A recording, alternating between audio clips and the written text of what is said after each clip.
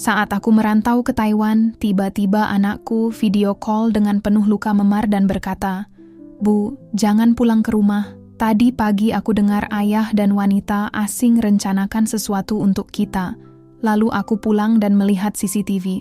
Aku syok saat kulihat ternyata..." Halo teman-teman semuanya.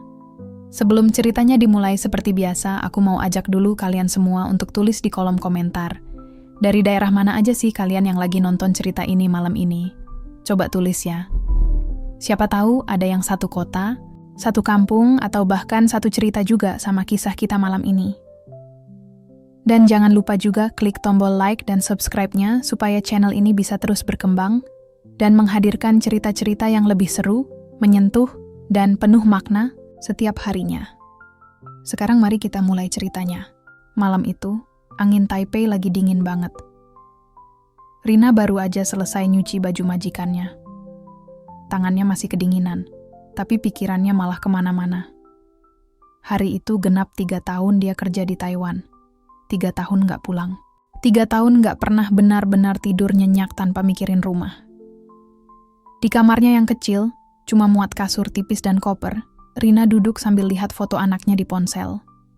Dinda, gadis kecil yang dulu selalu nempel ke dia tiap malam. Sekarang, udah SMP, katanya makin cantik. Tapi entah kenapa, akhir-akhir ini Dinda jarang banget ngabarin.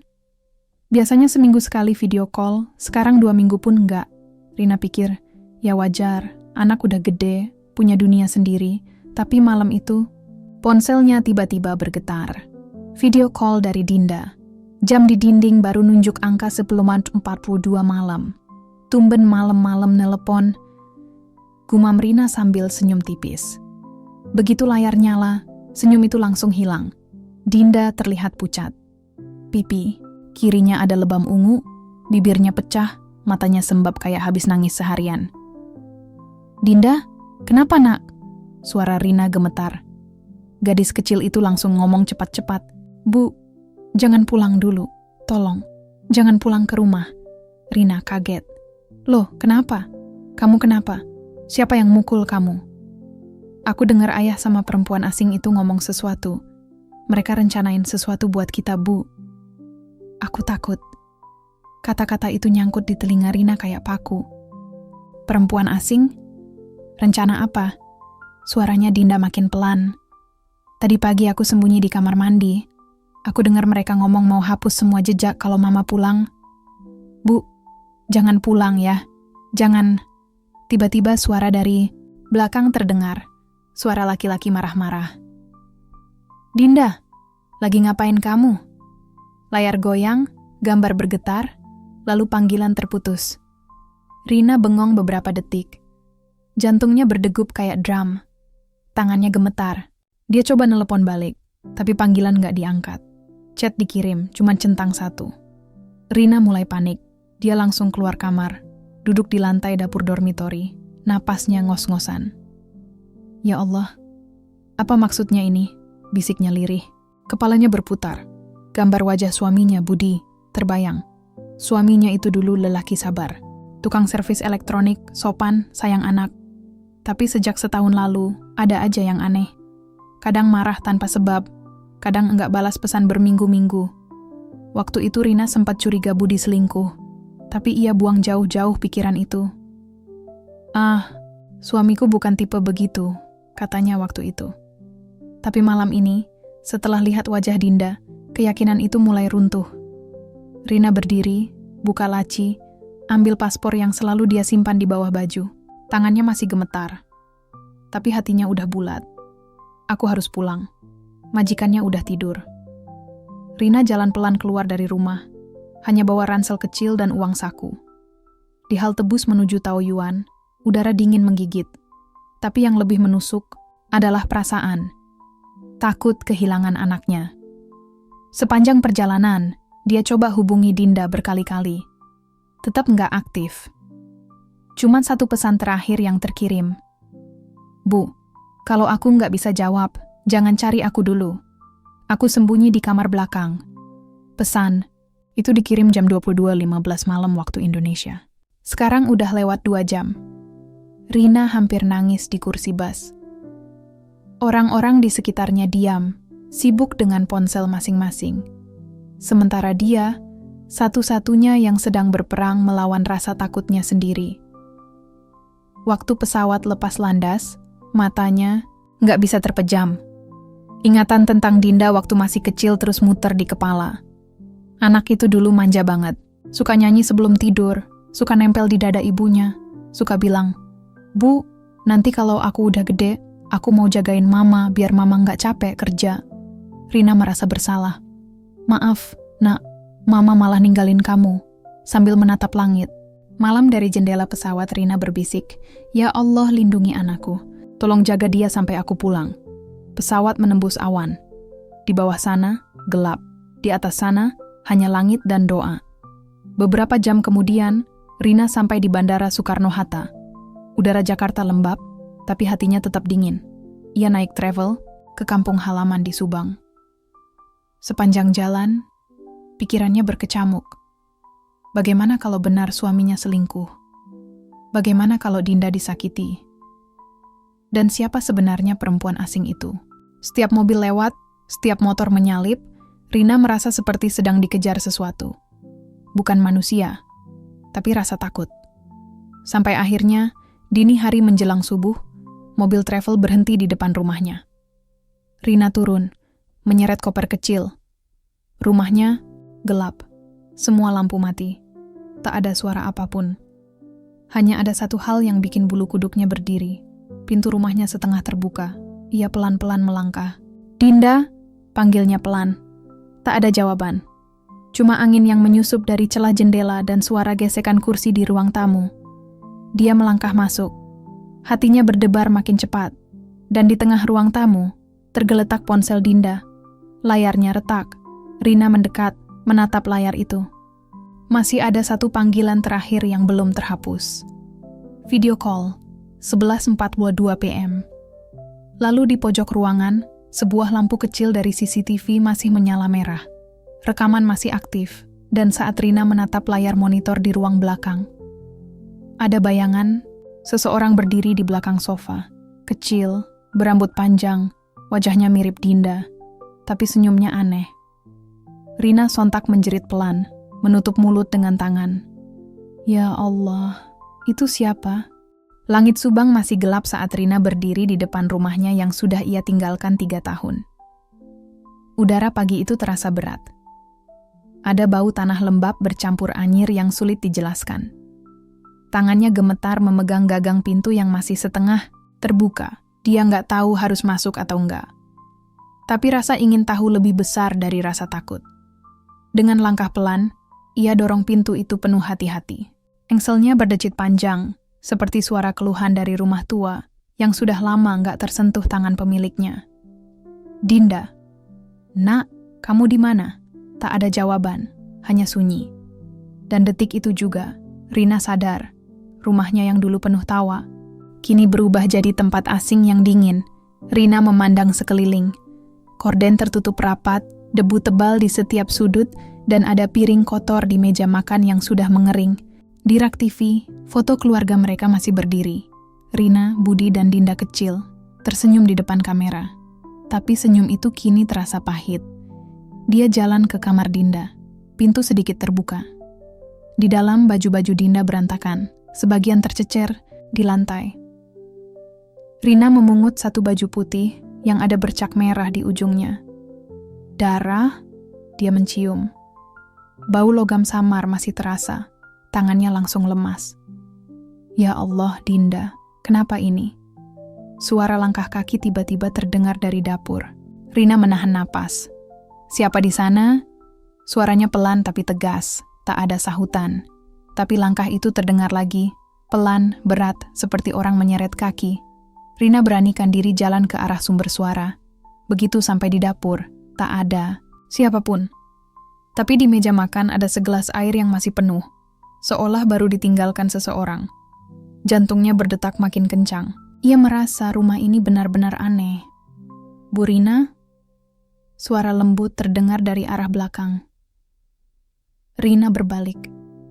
Di sana berdiri seorang wanita muda, mungkin umur 20-an. Rambutnya dikuncir rapi, pakai seragam putih seperti perawat. Wajahnya tenang, tapi tatapan matanya dingin. "Ibu siapa?" "Saya perawat yang jaga Pak Budi," katanya datar. "Bapak sakit, Bu. Sudah 2 bulan ini." Rina terdiam. "Sakit? Sakit apa?" "Gangguan syaraf dan depresi berat," jawab wanita. "Itu cepat. Dia nggak boleh stres, Bu. Jadi kalau ibu baru datang, tolong jangan bikin dia kaget." Rina diam lama. "Dinda mana?" Wanita itu tersenyum tipis, tapi senyumnya terasa aneh. "Dinda? Oh, dia sedang istirahat. Istirahat di mana?" tanya Rina menahan nada curiga. "Nanti ibu lihat sendiri," jawab wanita itu sambil berlalu ke arah kamar tengah. Rina menatap punggung wanita itu lama. Dari nada suaranya, dari tatapannya, ada sesuatu yang enggak beres. Tapi untuk sekarang, dia tahan dulu. Dia harus lihat keadaan suaminya. Kamar Budi gelap, cuma lampu tidur kecil di pojokan yang menyala. Rina melangkah pelan. Suaminya terbaring. Di tempat tidur, kurus, wajahnya pucat. Rambutnya acak-acakan, jenggot tumbuh tak terurus. Tapi matanya terbuka, menatap ke langit-langit. "Mas," suara Rina parau. Budi diam, tak merespons. Rina duduk di sisi tempat tidur, memegang tangannya. "Mas, Nini aku, Rina." Tiba-tiba Budi berbisik pelan, hampir tak terdengar. "Jangan pulang, Rin. Aku bilang jangan pulang." Rina langsung merinding. Dia lepas genggaman tangannya, menatap wajah suaminya yang kosong. "Mas, ngomong apa?" Budi menatap ke arah Rina, lalu senyumnya muncul. Senyum tipis yang asing. "Kalau kamu pulang, dia akan marah." "Siapa yang marah, Mas?" "Anak itu." Rina berdiri, mundur perlahan. Hatinya mulai tak karuan. "Apa maksudmu, Mas? Anak yang mana?" "Dinda." Tapi Budi cuma memejamkan mata, tak bicara lagi. Perawat, yang tadi berdiri di pintu, menatap dari jauh dengan wajah datar. "Sudah, Bu, biar Bapak istirahat, nanti bisa kambuh lagi." Rina keluar kamar dengan napas tersengal. Di ruang tengah, ia duduk di kursi dan memandangi jendela. Langit luar mulai terang, tapi rasanya dingin. Dia menatap ke lantai dan baru sadar. Di dekat pintu, ada bekas langkah kecil berlumur tanah, menuju ke arah kamar belakang. Langkah itu kecil, terlalu kecil untuk ukuran kaki Budi, tapi cukup besar untuk kaki anak-anak. "Dinda?" panggilnya lagi. Tak ada jawaban. Hanya angin pelan menyibak tirai jendela. Siang menjelang, Rina mulai membereskan rumah sedikit demi sedikit. Ia buka lemari, bersihkan meja, dan saat itu menemukan satu benda kecil di bawah kasur. Flash disk hitam dengan label kecil bertuliskan CCTV, hari Kamis. Dia langsung tahu, itu rekaman rumah. Mungkin dari kamera yang masih nyala semalam. Rina masukkan flash disk itu ke laptop tua di meja kerja Budi. Layar menyala, file terbuka. Satu demi satu cuplikan muncul. Ruang tamu, dapur, kamar anak. Tapi di menit ke-13, Rina menahan napas. Tampak, Dinda berlari ke arah kamera. Wajahnya panik, seperti ketakutan. Lalu di belakangnya, ada bayangan anak kecil lain. Berambut panjang, pakai baju putih lusuh, dan wajahnya mirip sekali dengan Dinda. Rina langsung tutup mulut, menahan jerit. Ya Allah. Dan detik itu juga, pintu kamar belakang berderit pelan. Seolah ada yang keluar dari dalam sana. Rina menatap ke arah pintu itu dengan napas terhenti.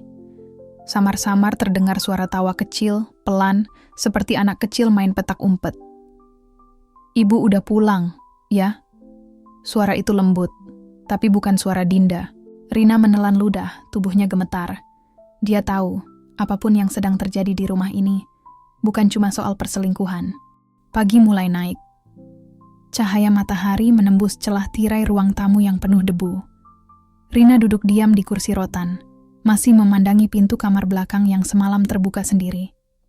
Di tangannya, segelas kopi hitam sudah dingin. Dia belum sempat tidur sama sekali. Sejak melihat rekaman CCTV itu, tubuhnya gemetar terus.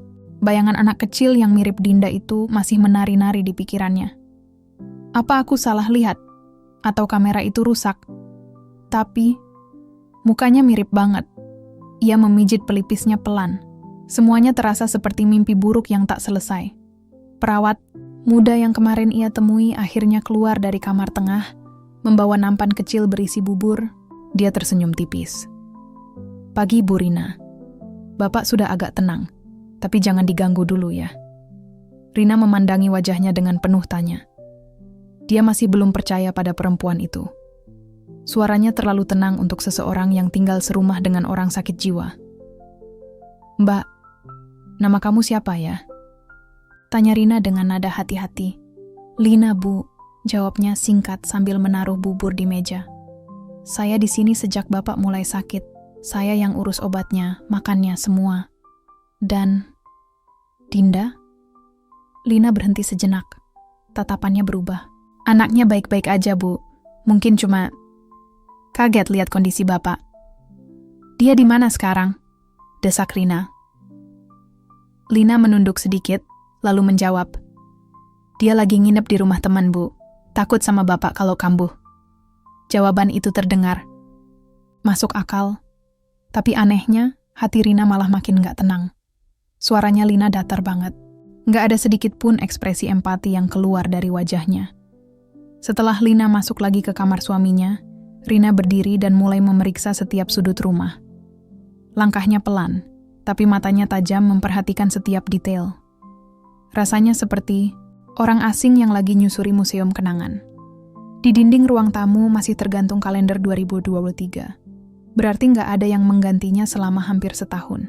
Di dapur ada toples berisi gula batu yang sudah berjamur. Rumah ini kayak berhenti hidup, gumamnya lirih. Rina menuju kamar belakang, kamar yang semalam pintunya terbuka sendiri. Tangannya sempat ragu saat menyentuh gagang pintu, tapi akhirnya ia buka perlahan. Ruangan itu sempit. Udara di dalamnya lembab. Ada kasur tipis, boneka lusuh di pojok, dan tulisan kecil di dinding dengan spidol merah. Aku di sini, Bu. Tulisan itu bikin Rina mundur spontan. Ya Allah. Ia dekati tembok itu pelan-pelan, mencoba memastikan. Tulisan itu seperti baru dibuat beberapa hari lalu, karena tinta masih agak basah. Di bawahnya, ada bekas kaki kecil yang tercetak samar di lantai berdebu. Langkah-langkah itu menuju jendela. Dan jendela itu terbuka sedikit. Rina mendekat, melihat keluar. Halaman belakang sepi, cuma suara ayam tetangga yang sesekali terdengar. Tapi tiba-tiba, dari arah dapur, ada suara sesuatu jatuh. Dug, dia berlari ke dapur. Gelas pecah di lantai, tak ada siapapun di sana. Rina menunduk, memunguti pecahan gelas. Saat itu, ia melihat ada sesuatu kecil terselip di bawah kulkas. Sebuah foto lusuh. Ia ambil pelan-pelan, meniup debunya. Matanya langsung melebar. Di foto itu, Budi sedang menggendong dua bayi kembar. Dua-duanya mirip. Pipi cabi, mata sipit, dan di belakang foto tertulis, Dinda and Dina, 2012, jantung Rina, berhenti sejenak. Dua? Selama ini ia cuma tahu satu, Dinda. Ia tak pernah dengar nama Dina. Tangannya bergetar. Ia masuk ke ruang tamu, duduk, memandangi foto itu berkali-kali. Apa mungkin suaminya pernah punya anak lain? Atau ini hasil manipulasi seseorang? Sore, mulai turun. Rina duduk sendirian menatap layar CCTV di meja. Lampu indikator masih nyala. Tapi kini, semua channel kamera mati. Kecuali satu, kamera ruang tamu. Ia lihat lagi, tak ada siapa-siapa. Tapi di sudut kanan bawah layar, ada bayangan kecil yang berdiri menatap kamera. Rina menajamkan pandangannya. Anak kecil, rambut panjang, wajahnya samar karena cahaya redup. Tiba-tiba sosok itu menunduk perlahan, lalu menatap ke arah Rina dari layar. Senyumnya muncul, sama persis seperti di rekaman malam sebelumnya. Rina terlonjak, berdiri dari kursi, langsung cabut kabel CCTV itu. Cukup, aku nggak mau lihat lagi. Dia terduduk di lantai, menangis sejadi-jadinya. Ya Allah, aku cuma pengen anakku selamat. Apa yang sebenarnya terjadi di rumah ini? Beberapa menit kemudian, Lina keluar dari kamar. Wajahnya tenang, tapi nadanya datar. Bu Rina, Bapak udah tidur. Jangan nangis di luar, nanti kebangun. Rina menghapus air matanya cepat-cepat. Lina, katanya suaranya bergetar. Aku cuman mau tahu, di rumah ini, selain kamu, ada siapa lagi? Lina menatapnya lama, lalu tersenyum tipis. Nggak ada siapa-siapa, Bu. Tapi kalau ibu dengar suara anak kecil, jangan kaget ya. Kadang Bapak suka ngelihat sesuatu. Ngelihat, apa maksudnya? Lina menunduk sedikit. Anak kembar, Bu, katanya. Yang satu belum tenang. Rina terpaku. Kata-kata itu menancap dalam di dadanya. Malam turun pelan. Hujan mulai turun di luar, tipis-tipis. Rina duduk di kamar Dinda, menatap boneka yang dulu jadi teman tidur anaknya. Tiba-tiba, ponselnya bergetar. Nomor tak dikenal. Dia angkat cepat. Halo? Hening beberapa detik. Lalu terdengar suara lirih, pelan, seperti anak kecil. Bu, aku kangen. Dinda? Itu kamu? Suara itu tertawa kecil. Aku bukan Dinda, Bu. Aku Dina. Klik. Telepon terputus. Rina jatuh terduduk. Tubuhnya gemetar. Matanya mengarah ke pintu kamar, yang kini terbuka sedikit, padahal tadi sudah dikunci. Dan di balik pintu itu, bayangan kecil berambut panjang lewat perlahan, sambil membawa boneka lusuh di tangannya. Hujan makin deras malam itu. Atap rumah bergema, menimbulkan suara seperti langkah-langkah kaki kecil di atas genting.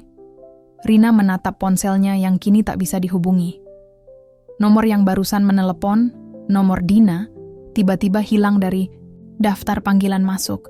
Bahkan locknya ikut lenyap. Ia memandangi layar kosong itu lama. Ini nggak mungkin cuman kebetulan, bisiknya. Kalau ini mimpi, kenapa rasanya nyata banget? Sekitar pukul 10 malam, Rina nekat mengetuk pintu kamar suaminya. Mas Budi, aku boleh masuk sebentar? Suaranya lembut, tapi waspada. Tak ada jawaban. Hanya suara hujan dan detak jam dinding. Ia putuskan membuka pintu perlahan. Lampu kamar redup.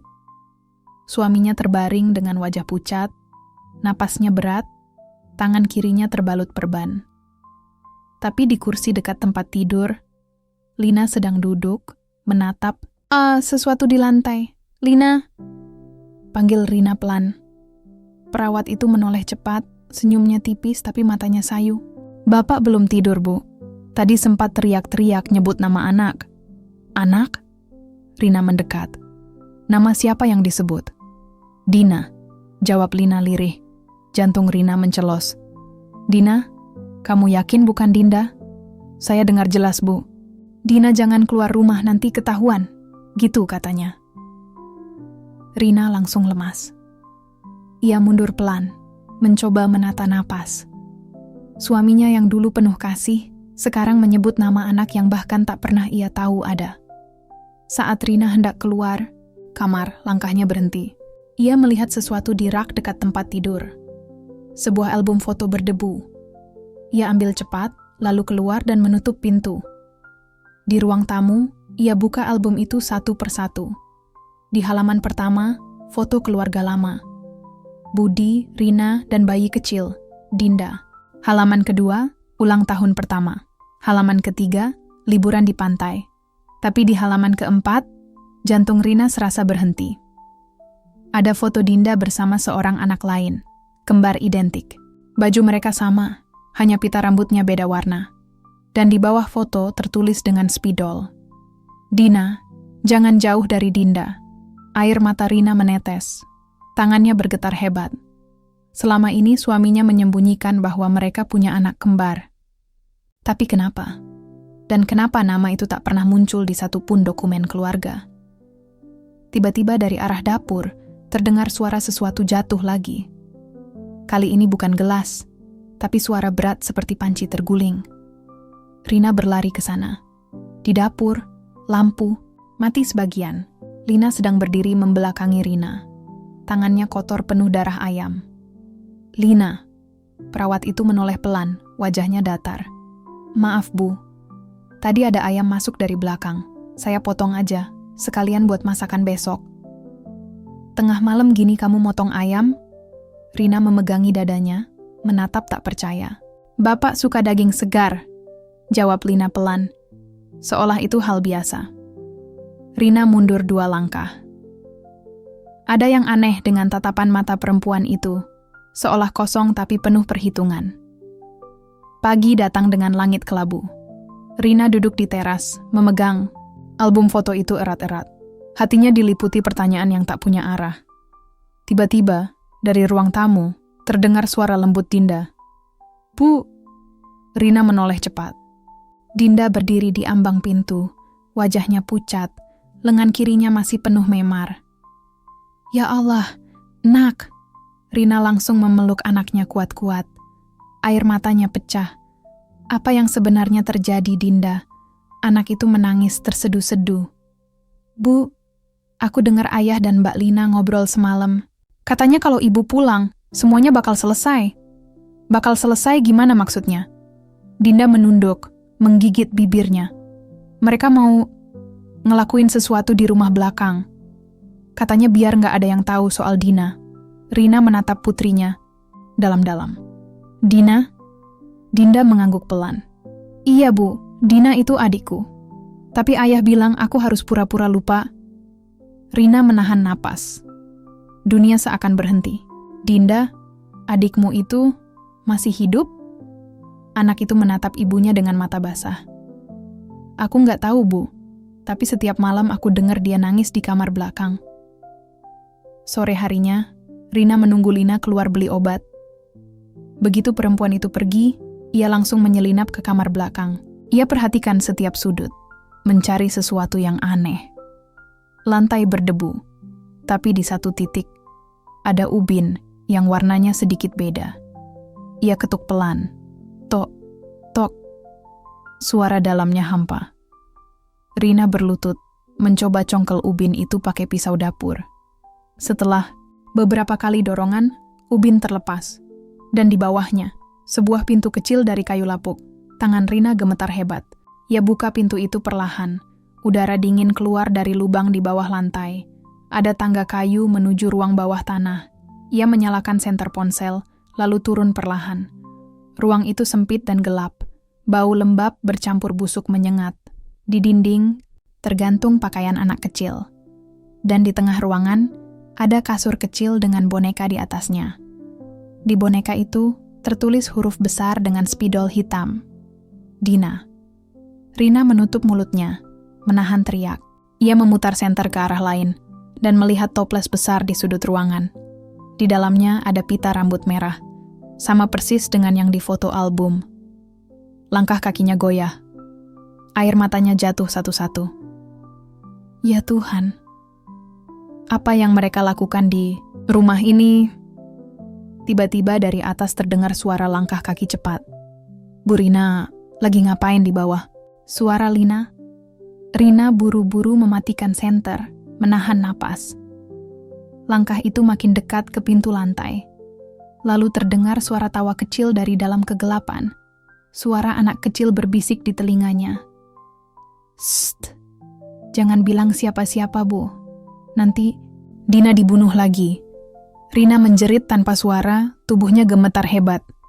Ia naik ke atas secepat mungkin, menutup pintu kayu itu rapat. Begitu keluar, Lina sudah berdiri di depan pintu kamar, menatapnya dingin. Nyari apa, Bu? Rina mencoba tersenyum kaku. Enggak, cuma bersihin kamar. Lina melangkah pelan, wajahnya berubah datar. Kalau ibu penasaran terus, nanti malah bahaya loh. Kadang ada hal yang lebih baik disimpan di bawah. Malam itu, Rina tidak bisa tidur. Ia duduk di ruang tamu dengan album foto di pangkuannya. Suara hujan kembali turun, dan dari arah dapur, terdengar suara langkah kecil menuju ruang belakang. Ketika ia menoleh, ia melihat sosok anak kecil berambut panjang berdiri di ujung lorong, memegang boneka lusuh yang sama dari ruang bawah tanah. Anak itu tersenyum dan berkata pelan, "Bu, aku Dina.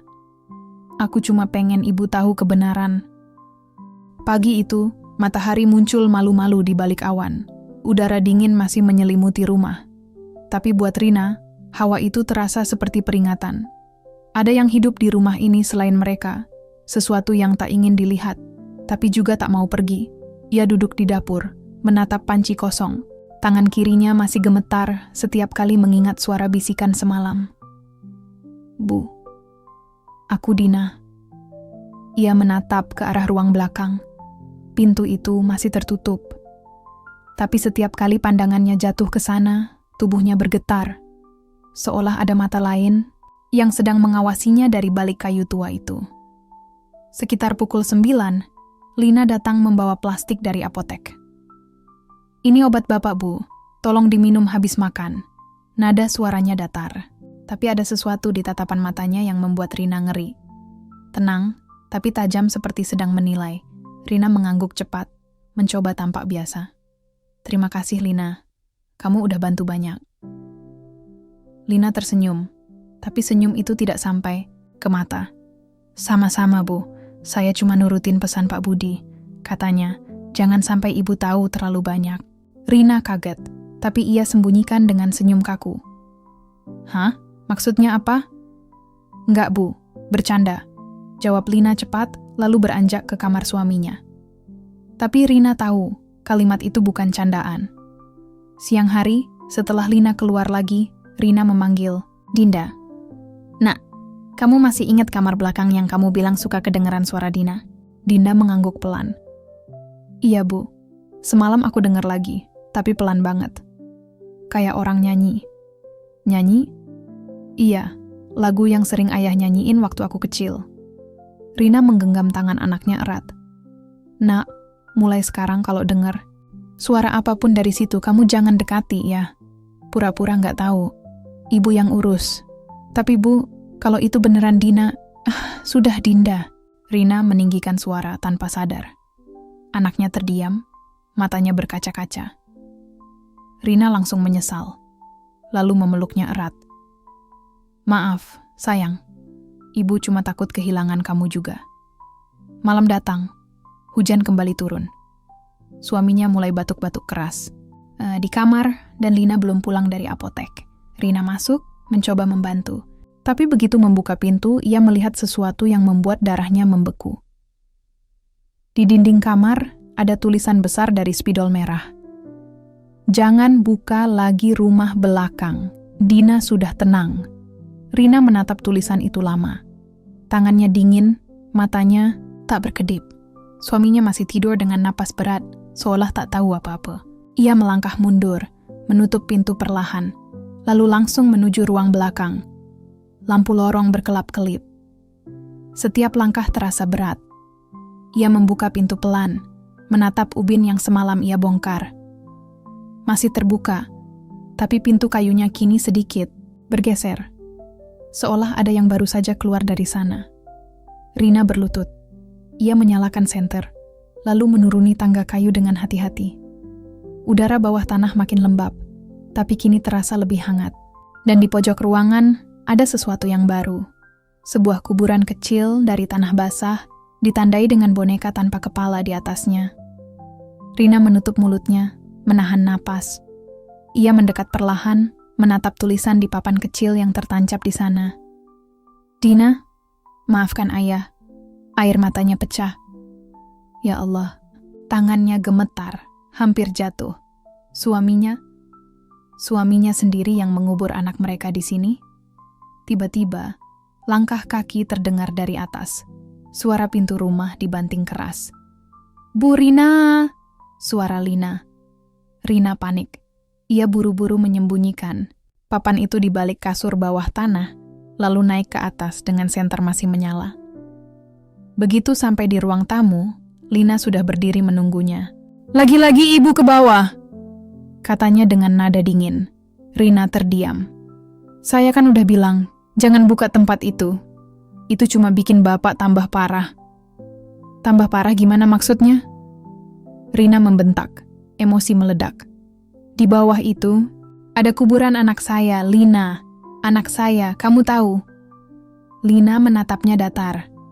Iya, Bu, tapi Ibu salah paham. Apa maksudmu salah paham? Itu bukan kuburan, itu tempat terapi. Tempat Pak Budi berusaha mengubur rasa bersalahnya. Rasa bersalah? Rina mengerutkan kening. Lina menatap lantai, lalu bicara pelan. Dina meninggal waktu umur 3 tahun, Bu. Tenggelam di sumur belakang. Sejak itu Pak Budi nggak pernah bisa nerima. Dia mulai ngomong sendiri, bikin kamar bawah tanah, nyebut-nyebut nama Dina setiap malam. Rina terpaku. Tapi kenapa kamu sembunyikan dari aku? Karena Pak Budi nggak mau Ibu tahu. Dia takut Ibu ikut gila. Rina menutup wajahnya, menahan tangis.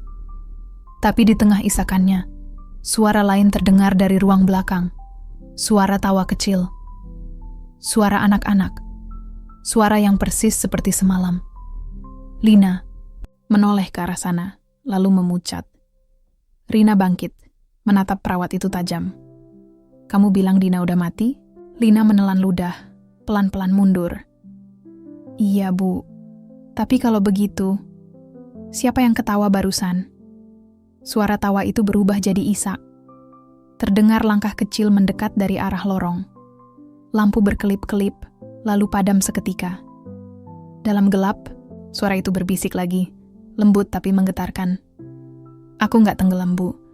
Aku dikunci di bawah.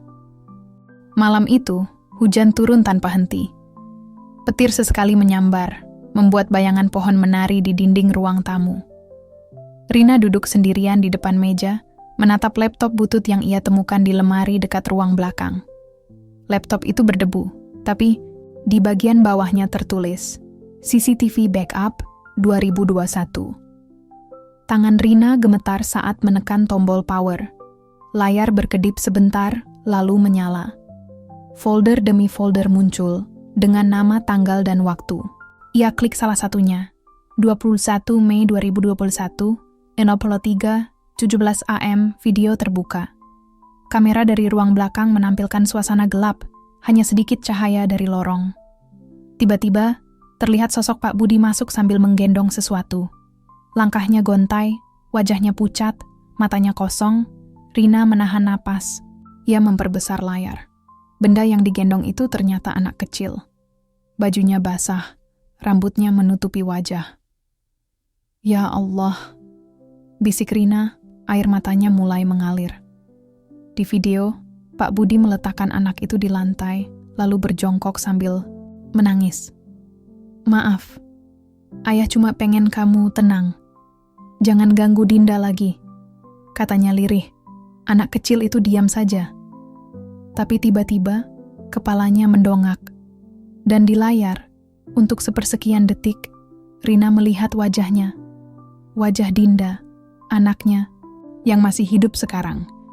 Rina menjerit kecil dan menutup mulutnya. Apa ini? Ia mundur dari laptop. Jantungnya berdetak begitu keras sampai terasa di telinga. Kenapa wajahnya sama? Rina berusaha menenangkan diri. Ia buka folder lain, tanggal berbeda. 22 Mei 2021, 02:44 AM. Di video itu, terlihat Lina masuk ke ruang belakang membawa kantong plastik besar. Ia menatap sesuatu di lantai, lalu berbicara pelan. Sudah, Nak. Ibu nggak akan biarin mereka nyakitin kamu lagi. Ia mengeluarkan boneka lusuh, lalu menidurkannya di kasur kecil bawah tanah. Boneka dengan pita merah di kepalanya. Kemudian, Lina menatap ke arah kamera dan tersenyum tipis. Senyum yang membuat darah Rina dingin seketika. Kalau ibu lihat video ini, berarti ibu sudah melanggar janji. Rina tertegun.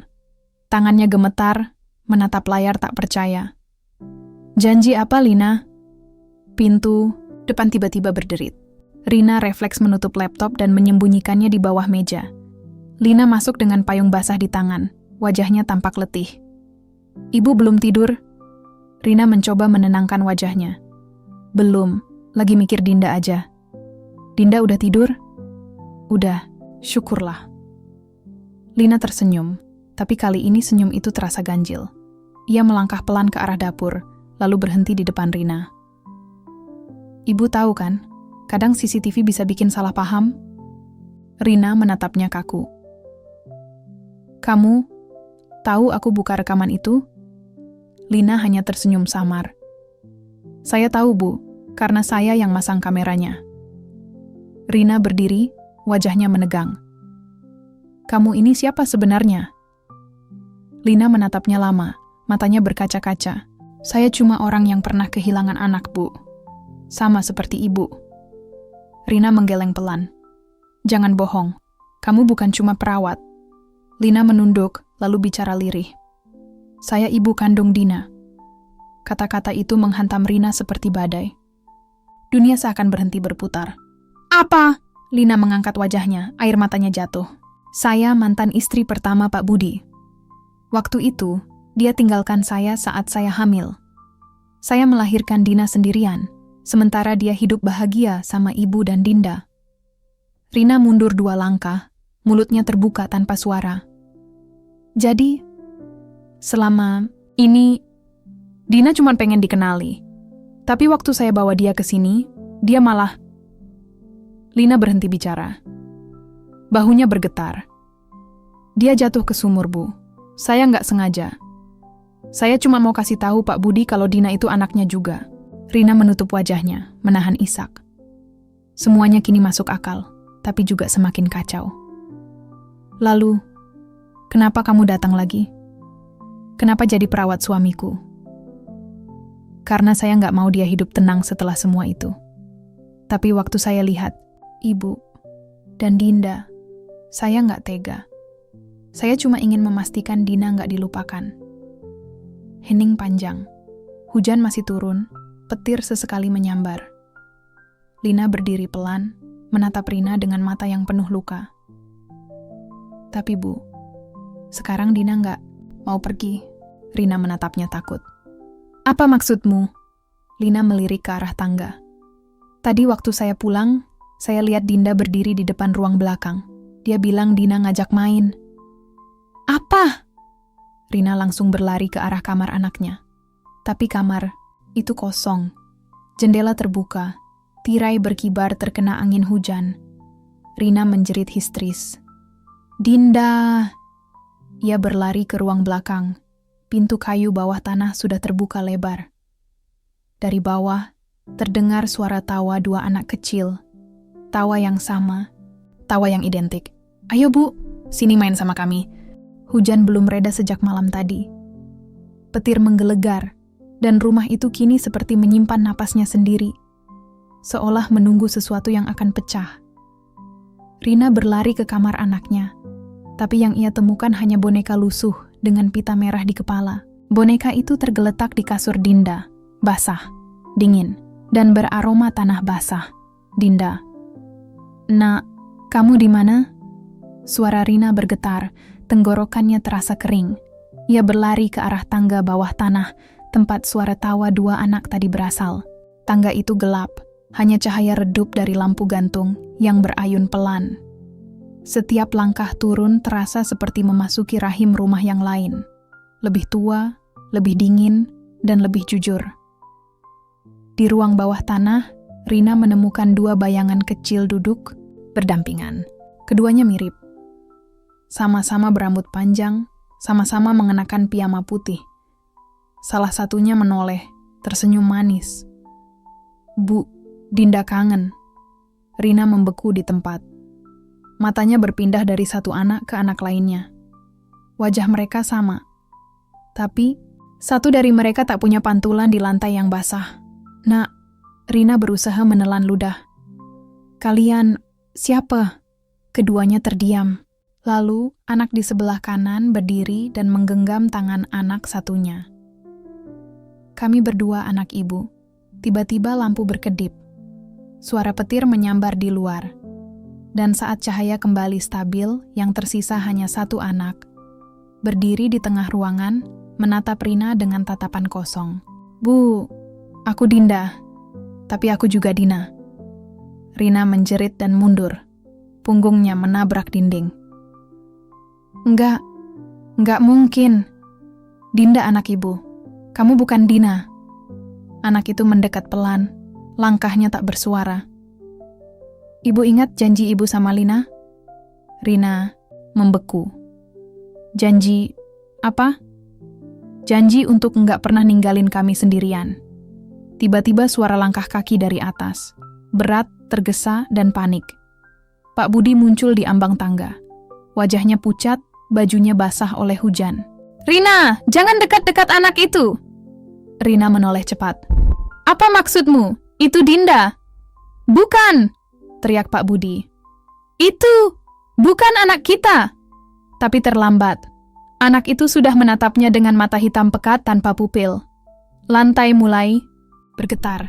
Dari sudut ruangan, boneka lusuh itu bergerak pelan, lalu berdiri sendiri. Mulut boneka itu sobek, tapi dari sobekan itu terdengar suara tawa kecil. Ayah, kenapa ninggalin aku di sumur? Pak Budi langsung jatuh berlutut. Wajahnya ketakutan luar biasa. Dina, ayah minta maaf, nak. Itu semua kecelakaan. Tapi ayah nggak pernah datang lagi. Rina menatap mereka bergantian, bingung antara percaya atau tidak. Budi, kamu ngomong apa sih? Pak Budi menatap Rina, air matanya jatuh. Dulu, aku pikir anak dari pernikahan pertamaku udah meninggal waktu umur 2 tahun. Tapi ternyata, aku yang ngebunuh dia. Rina menatapnya kosong. Kamu, apa? Dia jatuh ke sumur waktu aku marah dan dorong dia. Aku panik, aku kubur. Sumur itu di belakang rumah. Rina menutup mulutnya, terisak. Ya Allah. Anak itu mendekati Pak Budi, menatapnya dengan mata penuh kebencian. Ayah bilang mau main petak umpet, tapi ayah pergi. Suara itu kecil, tapi menusuk ke dalam. Tada! Tiba-tiba semua lampu padam. Rina hanya bisa mendengar isak suaminya. Lalu jeritan singkat. Ketika lampu kembali menyala, Pak Budi sudah tergeletak di lantai. Matanya terbuka lebar, tanpa suara. Dan anak itu berdiri di atas tubuhnya, memegang boneka pita merah. Sekarang, tinggal ibu. Rina berlari, menembus tangga, menjerit memanggil nama Dinda. Ia berlari ke kamar, tapi semuanya sunyi. Di atas meja ada tulisan dengan spidol merah. Jangan cari aku, Bu. Aku udah sama Dina. Rina jatuh berlutut, tubuhnya lemas. Hujan makin deras di luar seperti ikut menangis. Dan dari arah bawah tanah, terdengar suara 2 anak kecil bernyanyi pelan. Petak umpet, 1, 2, 3. Hujan belum berhenti.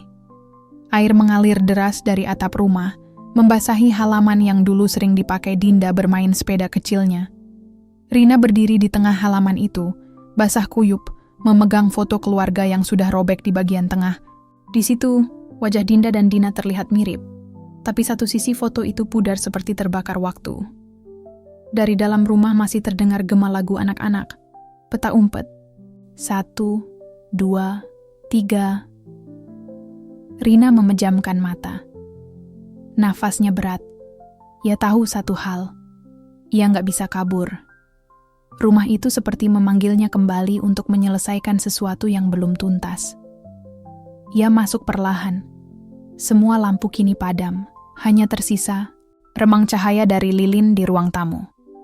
Di meja makan, boneka dengan pita merah duduk rapi, menatap lurus ke arah pintu. Dan di belakang boneka itu, sosok anak kecil berdiri. Rambutnya basah, matanya kosong. Bu, kenapa dulu ibu nggak datang? Rina tercekat. Dina, ibu nggak tahu kamu masih hidup, nak. Bukan hidup, Bu. Tapi aku nggak pernah pergi. Suaranya lembut, tapi menembus seperti jarum ke jantung. Rina melangkah pelan, air matanya bercampur hujan. Nak, ibu minta maaf. Semua ini salah, ibu dan ayahmu. Ibu cuma mau kamu tenang ya. Dina menunduk. Aku nggak mau tenang, aku mau Dinda. Rina langsung teringat pesan di kamar tadi. Tulisan dengan spidol merah itu. Aku udah sama Dina. Jantungnya berdetak cepat. Nak, Dinda di mana sekarang? Dina menunjuk ke arah sumur tua di belakang rumah. Di tempat aku dulu disembunyikan. Rina berlari keluar tanpa peduli lumpur dan hujan. Ia menyingkirkan tanaman liar yang tumbuh menutupi sumur itu. Ternyata benar. Ada sumur tua yang ditutup dengan papan dan batu bata. Sebagian retak, sebagian berlumut. Ia menggali dengan tangan kosong, sambil menangis, sambil memanggil nama anaknya. "Dinda, Dinda, nak," jawab ibu. Sampai akhirnya terdengar suara pelan dari dalam sumur. "Bu." Rina terdiam. Itu suara Dinda. Ia terus berusaha membuka tutupan sumur, tapi licin oleh hujan. "Dinda, ibu di sini, nak. Tahan sebentar." "Bu, di sini gelap. Tapi Dina baik sama aku." Rina berhenti. "Dina?" "Iya, dia bilang aku bisa tinggal sama dia selamanya." Tangannya gemetar. "Jangan, nak. Jangan tinggal di sana. Kamu harus sama ibu." Tiba-tiba petir menyambar. Kilatan cahaya memperlihatkan dua tangan kecil muncul dari dalam sumur. Satu tangan Dinda, satu tangan Dina. Keduanya menggenggam erat. "Kami berdua mau, ibu." Sumur itu bergetar. Angin kencang bertiup. Lilin di dalam rumah padam seketika. Rina menjerit, tapi tetap memeluk kedua tangan itu, menarik mereka sekuat tenaga. Namun, yang keluar dari sumur hanya satu tubuh kecil. Wajahnya tenang, tapi sulit dikenali. Rina menatap dengan air mata jatuh tanpa henti. "Dinda, Dina, kamu, siapa?" Anak itu tersenyum. "Aku anak ibu." Beberapa jam kemudian, polisi dan warga datang setelah mendengar teriakan Rina. Mereka menemukan dia pingsan di tepi sumur, memeluk anak kecil yang tak sadarkan diri. Tapi anehnya, setelah diperiksa, anak itu tidak terdaftar di catatan penduduk manapun.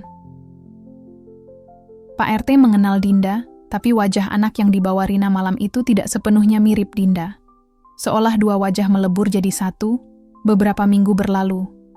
Rina kini tinggal di rumah yang sama, tapi sendirian. Anaknya hilang tanpa jejak, begitu juga jasad Pak Budi. Polisi menutup kasus itu karena tak menemukan bukti kejahatan, hanya menyebutnya insiden misterius. Suatu pagi, Rina sedang menyapu halaman ketika tiba-tiba mendengar suara kecil dari ruang tamu. "Bu, jangan sedih ya. Dinda dan Dina sekarang bareng-bareng." Rina menoleh cepat. Di meja, boneka pita merah itu berdiri tegak. Dan dari cermin di belakangnya, dua anak perempuan tampak tersenyum manis ke arah Rina. Rina tersenyum sambil meneteskan air mata. "Ibu janji, kali ini ibu nggak akan ninggalin kalian lagi." Hujan pun berhenti. Langit cerah, tapi di kaca jendela masih ada dua bekas tangan kecil menempel. Satu kanan, satu kiri. Sudah 2 bulan berlalu sejak malam itu. Rumah Rina kini terasa lebih sunyi, tapi bukan kosong. Ada sesuatu yang tetap tinggal di sana. Sesuatu yang tak bisa dijelaskan dengan logika, tapi bisa dirasakan di hati. Setiap pagi, ia menyiapkan 2 piring sarapan. Satu untuk dirinya, satu lagi ia letakkan di meja kecil dekat jendela, di sebelah boneka pita merah, yang kini selalu tampak bersih dan tersenyum. "Selamat pagi, Dinda. Dina," katanya pelan setiap hari. Kadang piring itu kosong saat sore. Dan kadang nasi yang ia taruh di sana sudah mengering tanpa dimakan siapapun. Tapi Rina tak peduli. Ia hanya tahu hatinya kini lebih tenang. Entah kenapa, ia merasa 2 anak itu tetap bersamanya. Tidak sebagai hantu menakutkan, tapi sebagai bagian dari dirinya yang belum selesai. Suatu malam, saat hujan turun lagi untuk pertama kalinya sejak tragedi itu, Rina terbangun oleh suara ketukan pelan di jendela. Tok, tok, tok. Ia bangkit dari tempat tidur, menatap keluar. Tak ada siapapun. Tapi di kaca jendela, terlihat 2 bekas telapak tangan kecil. Satu kanan, satu kiri, seperti dulu. Dan dari arah ruang tamu terdengar suara anak-anak menyanyi lirih. Petak umpet, 1, 2, 3. Air mata Rina menetes. Ia berjalan perlahan ke arah ruang tamu, membawa lilin di tangan. Di depan cermin besar yang menempel di dinding, ia melihat 2 sosok kecil berdiri berdampingan, Dinda dan Dina. Mereka tersenyum. Bukan senyum menyeramkan, tapi lembut, seperti anak kecil yang akhirnya bisa pulang ke pelukan ibunya. "Bu, jangan takut lagi," kata Dinda. "Kita nggak akan ninggalin ibu," lanjut Dina. Rina memegang dada menahan isak. "Nah, ibu minta maaf.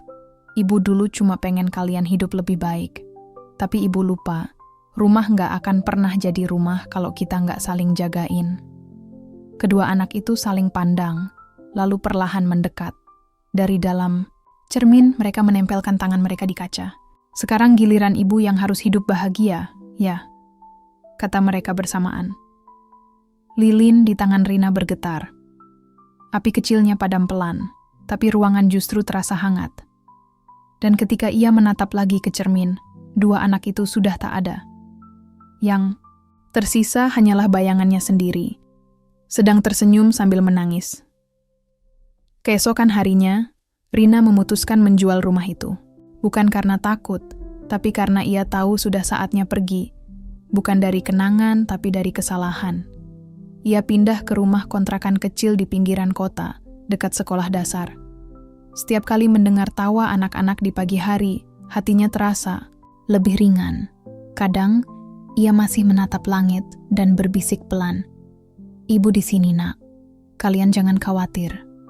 Suatu siang, saat Rina sedang menyapu halaman kontrakan, seorang anak perempuan lewat sambil tersenyum. Rambutnya dikuncir dua, pakai pita merah. Anak itu berhenti, lalu berkata pelan, "Tante," katanya. Dina dan Dinda titip salam. Rina tertegun. "Kenapa kamu tahu nama itu, Nak?" Anak itu tersenyum kecil. "Mereka main sama aku di taman belakang," katanya. "Tante udah nggak sedih lagi." Rina menutup mulutnya, menahan tangis. Ketika ia menoleh lagi, anak itu sudah berjalan jauh, hilang di antara cahaya sore. Malamnya, Rina duduk di depan cermin kecil di kamarnya. Ia menatap pantulan wajahnya sendiri, lalu tersenyum. Kali ini, ia melihat bayangan dua tangan kecil memeluk dari belakang. Hangat, lembut, dan penuh cinta. "Selamat malam, Ibu." "Selamat malam, sayang." Sudah setahun sejak Rina meninggalkan rumah lamanya.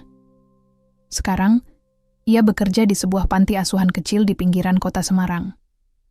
Setiap pagi, ia bangun paling awal, menyiapkan sarapan untuk anak-anak, dan setiap malam ia menidurkan mereka sambil bercerita tentang dua gadis kecil yang suka bermain peta umpet di bawah hujan.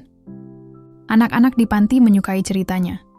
Mereka tertawa, kadang bertanya dengan polos, "Bu Rina, itu cerita nyata, ya?" Rina hanya tersenyum. "Nyata di hati ibu." Ia tak lagi menangis setiap malam, tapi setiap kali hujan turun, ia masih menatap jendela, menunggu dua bayangan kecil yang dulu sering datang di mimpinya. Suatu sore, langit tiba-tiba mendung. Angin membawa aroma tanah basah, dan suara tawa anak-anak menggema di halaman panti. Rina berdiri di depan jendela sambil menatap langit. Hujan turun pelan, lalu deras. Dan di tengah hujan itu, dua anak perempuan berlari melintasi halaman, menggandeng tangan satu sama lain. Keduanya memakai pita merah di rambutnya. Rina membeku. "Dinda, Dina." Ia berlari keluar tanpa payung, membiarkan air membasahi tubuhnya. Tapi anehnya, tak ada seorang pun di halaman saat ia sampai di sana.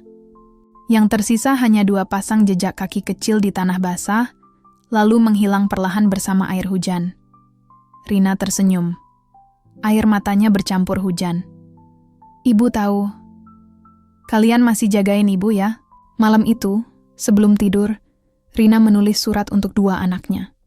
Tulisannya sederhana, tapi penuh cinta. "Dinda, Dina, ibu sudah berhenti mencari kalian, karena sekarang ibu tahu, kalian gak pernah pergi.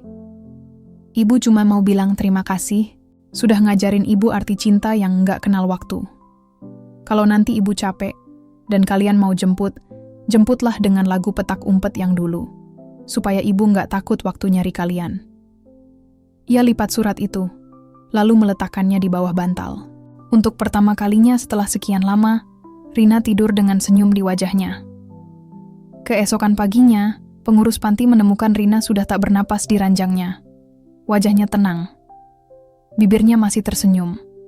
Di tangannya tergenggam 2 pita merah yang lembab, seperti baru saja dipegang oleh tangan kecil yang datang dari hujan. Dan di kaca jendela kamar itu, ada tulisan samar dari jari kecil. Ibu udah menang, petak umpetnya selesai. Hari pemakaman Rina berlangsung sederhana. Anak-anak panti melepaskan balon putih ke langit sambil menyanyikan lagu yang dulu sering ia nyanyikan sebelum tidur. Langit mendung tapi indah, seperti tersenyum.